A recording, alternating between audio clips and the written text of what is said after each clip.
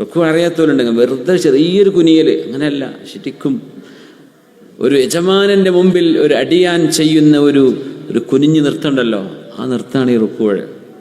അവിടെ സുബ്ഹാന റബ്ബിയൽ അദീം ബിഹംദിഹി എന്ന് ചൊല്ലിക്കഴിഞ്ഞാൽ പുണ്യ നബി തങ്ങൾ പറയും ഖശഅ ലക സമഈ വബസരീ വമുഖീ വഅദുമീ വമസ്തഖല്ലത് ബിഹി ഖദമീ.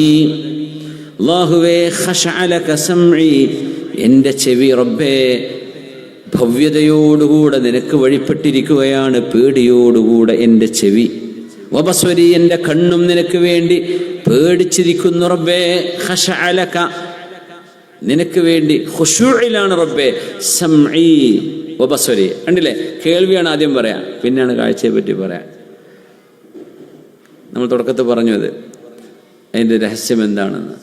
സമഈ വബസ്വരി, എൻ്റെ കേൾവിയും എൻ്റെ കാതും റബ്ബേ നിനക്ക് വേണ്ടി പേടിയിലാണ് റബ്ബേ.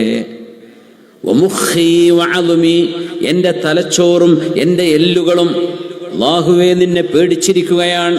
അപ്പോഴാണ് ഈ ഒടിഞ്ഞിരിക്കുന്നത്, മടങ്ങി നിൽക്കുന്നത് പേടിച്ചുകൊണ്ടാണ്. നമ്മൾ പേടിക്കുമ്പോൾ എങ്ങനെ ആയി പോകൂലേ അല്ലേ?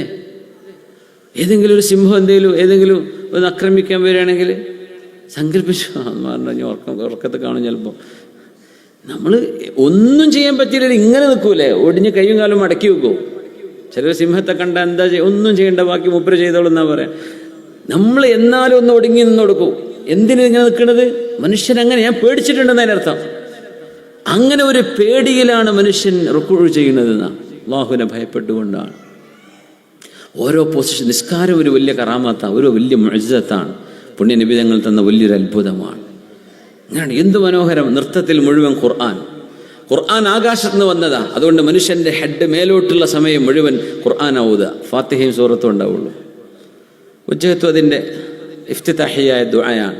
ബാക്കി പിന്നെ ഖുർആന്റെ ഒരു സ്റ്റാർട്ടിംഗ് ആണത്. സുബ്ഹാനല്ലാഹ്. ബാക്കിയൊക്കെ ദിക്റുകളാണ്. ഓരോ പൊസിഷനിലെയും ദിക്റുകൾ അതിൻ്റെതായ ഇമ്പോർട്ടൻസ്. ഇരിക്കുന്നത്, മടങ്ങിയിരിക്കുന്നത്, കാലുവെക്കുന്നത് എല്ലാം മനോഹരമാണ്.